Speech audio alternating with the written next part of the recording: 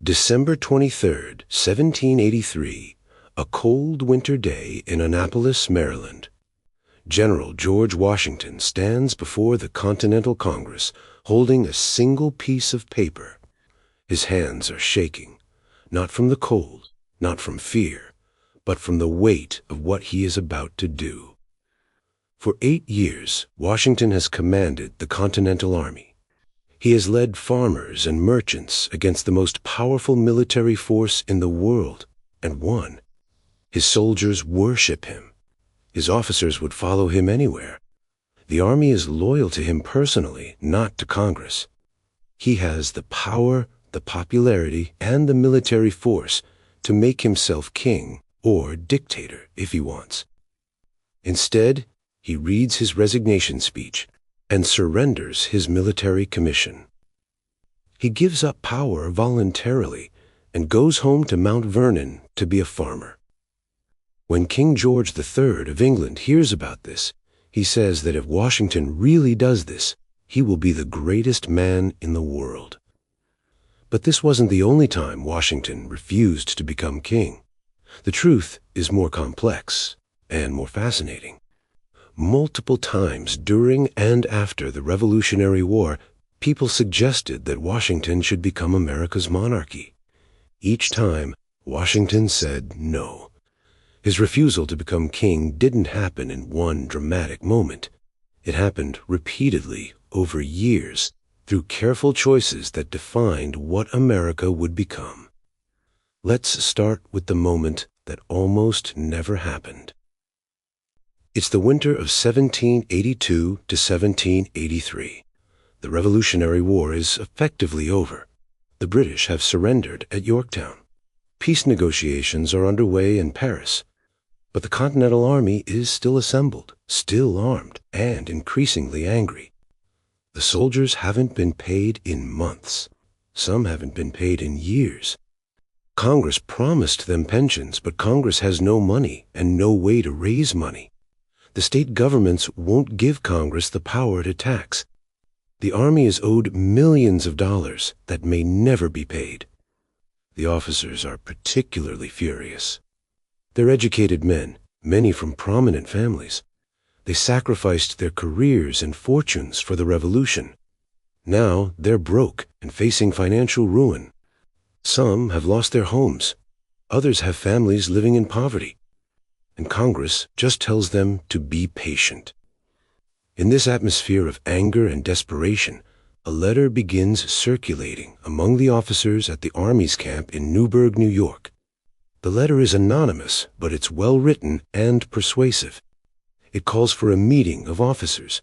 It suggests that the Army should not disband until Congress pays what is owed. It hints at something more serious.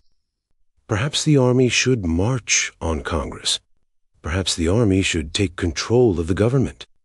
This is a conspiracy, a potential military coup. And at the center of the conspiracy is an idea that has been whispered about for months. Maybe America needs a king. Maybe that king should be George Washington. The idea wasn't as crazy as it sounds to modern ears. In 1783, monarchy was the normal form of government. Almost every country in Europe had a king. The concept of a large republic was largely theoretical. Most educated people believed that republics only worked in small city-states. They thought a large country needed a monarch to hold it together. Some officers argued that America had simply traded one king for another form of chaos. The Continental Congress was weak and ineffective.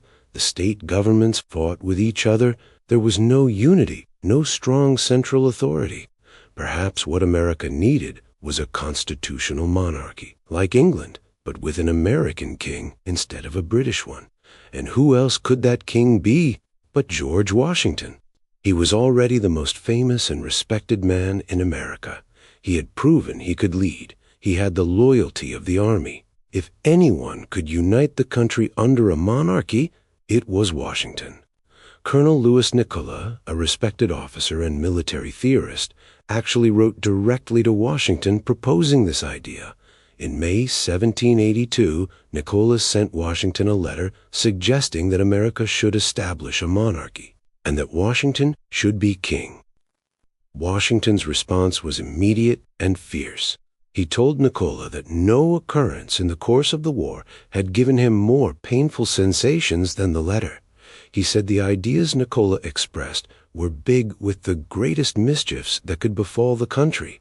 Washington told him to banish these thoughts from his mind and never communicate similar sentiments to anyone else. This wasn't polite disagreement. Washington was genuinely angry. The very suggestion offended his sense of honor and his vision for what America should be. But the Nicholas letter was just one man's proposal. The Newburgh conspiracy was different. This involved many officers and threatened to tear apart everything the Revolution had fought for. Washington heard about the anonymous letter and the planned meeting. He knew he had to act quickly. He couldn't let the officers meet without him. He couldn't let this conspiracy gain momentum. Washington announced that he would attend the officers' meeting himself. When the officers gathered on March 15, 1783, they were surprised to see their commander enter the room. Washington had a speech prepared. He urged the officers to have patience. He promised to advocate for them with Congress. He warned them that taking rebellious action would tarnish everything they had accomplished. The speech was good, but the officers weren't entirely convinced. These men were desperate. Then Washington did something he rarely did in public. He reached into his pocket and pulled out a letter from a congressman explaining the financial difficulties. Washington began to read, then stopped. He reached into his pocket again and pulled out a pair of glasses. Many of the officers had never seen Washington wear glasses before. Washington put them on and said, "Gentlemen, you will permit me to put on my spectacles, for I have not only grown gray, but almost blind in the service of my country." This simple human moment broke the tension. Officers began to cry.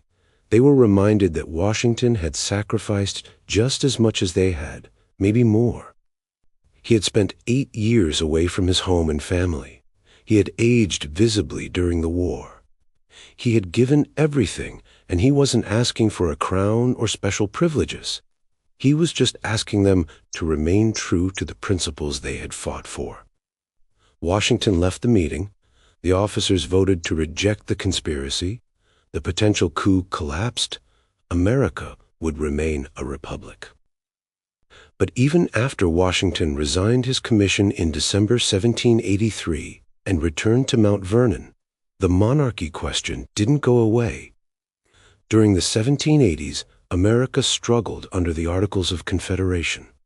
The federal government was almost powerless. The economy was in shambles. There were rebellions like Shays' Rebellion in Massachusetts in 1786, where desperate farmers took up arms against the government. European nations refused to take America seriously. Some states started acting like independent countries. Many people began to wonder if the Republican experiment had failed. Perhaps America needed a stronger government. Perhaps America needed a king after all. When the Constitutional Convention met in Philadelphia in 1787, these ideas were in the air. Alexander Hamilton gave a long speech proposing a government that looked suspiciously like a monarchy. He suggested that the chief executive should serve for life, as long as he maintained good behavior. Hamilton didn't call it a monarchy, but it was close. Other delegates worried that any strong executive would eventually become a king. They debated how long the president's term should be. They argued about whether the president should be eligible for re-election. They worried about giving too much power to one person. But they also knew that George Washington would almost certainly be the first president. This made them more comfortable with creating a strong executive office. They trusted Washington not to abuse power. They trusted him not to make himself king. Washington attended the Constitutional Convention, but he didn't speak much during the debates. He was the president of the convention, which meant he had to remain somewhat neutral, but his presence was crucial. The fact that Washington supported the Constitution gave it legitimacy. People figured that if Washington approved, it must be acceptable. The Constitution was ratified in 1788. In 1789, Washington was unanimously elected as the first president. He didn't want the job. He was 57 years old. He wanted to stay retired at Mount Vernon. But everyone told him the country needed him. He couldn't say no. As president, Washington faced constant pressure to act more like a king. Some people thought the president should have a grand title. Vice President John Adams suggested titles like His Highness, the President of the United States, and Protector of their Liberties.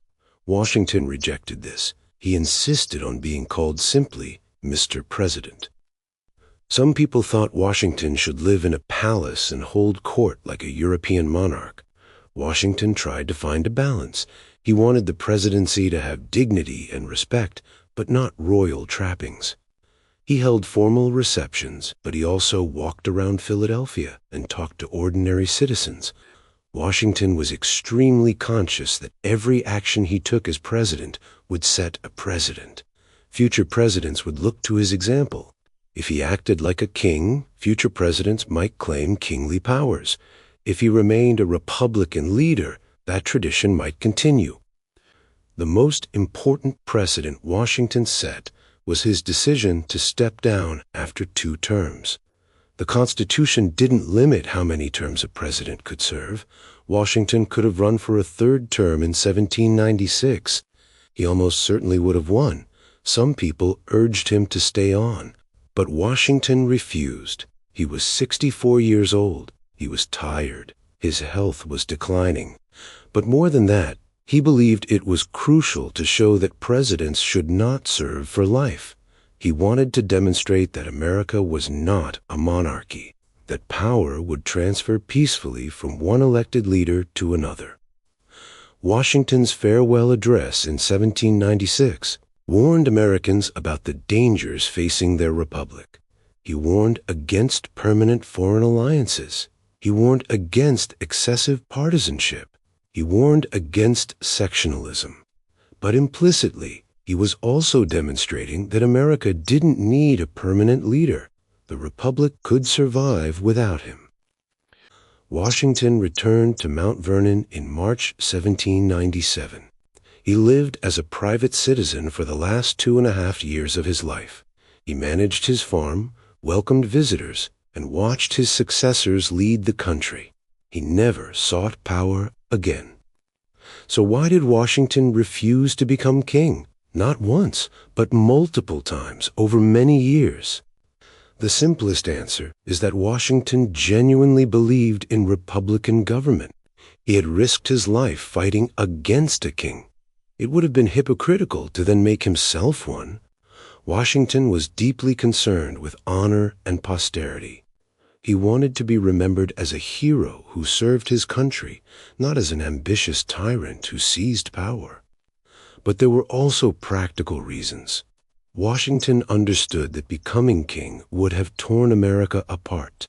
Many Americans had fought the Revolution specifically to escape monarchy. If Washington had accepted a crown, it would have provoked resistance, possibly even civil war. The unity Washington worked so hard to preserve would have shattered. Washington also recognized something that many of his contemporaries didn't fully grasp. He understood that America's strength would come from its republican institutions, not from any individual leader, no matter how capable. A monarchy might provide short-term stability, but it would eventually lead to the same problems that plagued Europe: succession crises, weak heirs, tyrannical rulers. By refusing to become king, Washington gave America something more valuable than his continued leadership. He gave America the possibility of becoming something new, something different from every other nation. He showed that a large republic could work, that power could transfer peacefully, that government could derive its authority from the consent of the governed rather than from divine right or military force. There's also a personal dimension to Washington's choice. He genuinely wanted to go home. After 8 years of war and 8 years of presidency, Washington had spent 16 years in public service. He had sacrificed time with his wife, Martha, whom he deeply loved. He had neglected his plantation. He had endured constant stress and criticism. He was exhausted. Being king would have meant staying in power until death. Washington didn't want that. He wanted to return to the life he loved at Mount Vernon. He wanted to ride around his farms, try new agricultural techniques, entertain guests, and spend time with his family. These weren't the desires of someone hungry for power. It's worth noting that Washington's refusal to become king was not inevitable. History is full of revolutionary leaders who became dictators. Cromwell in England, Napoleon in France, Bolivar in South America, countless others across time and continents. The pattern is depressingly common. A revolutionary leader gains power by overthrowing an old regime, then uses that power to establish himself as the new absolute ruler. Washington broke this pattern. He showed it was possible for a revolutionary leader to voluntarily surrender power. This was so unusual, so unexpected, that it astonished people around the world. It was one reason why the American Revolution succeeded where so many others would fail. When Washington died on December 14, 1999, the country mourned. But the Republic survived. Power had already passed to John Adams. The system worked. The precedents Washington had established held firm. For 144 years, every American president followed Washington's example and served no more than 2 terms. This was purely by tradition, not by law. It wasn't until 1951, after Franklin Roosevelt broke the tradition by winning 4 terms, that the Constitution was amended to formally limit presidents to 2 terms. The story of why George Washington refused to become king is really the story of how America became a republic. It's the story of how one man's choices shaped a nation's destiny. Washington had multiple opportunities to seize permanent power. The army would have followed him, the people would have accepted him. The chaos of the 1780s might have been resolved by a strong monarch. But Washington said no. He said no to Colonel Nicola. He said no to the Newburgh conspirators. He said no to those who wanted to give him kingly titles and powers. He said no to serving more than 2 terms. Each time he said no, he reinforced the principle that America would be different. Washington's refusal to become king wasn't a single dramatic moment. It was a series of choices made over decades. It was a consistent commitment to Republican values, even when monarchy might have been easier or more practical. It required discipline, vision, and a willingness to surrender power when he could have kept it. King George III was right. When Washington voluntarily gave up power and went home to be a farmer, he became the greatest man in the world, not because of what he took, but because of what he refused to take. Not because of the power he wielded, but because of the power he surrendered. Washington could have been king. He chose to be a citizen instead. That choice made all the difference. This video presents historical events based on documented records, letters, and scholarly research about George Washington, the Continental Army, and the founding of the American Republic. Historical interpretations may vary among historians and scholars. Viewers are encouraged to consult multiple sources when studying this period of American history. This content is intended for educational purposes.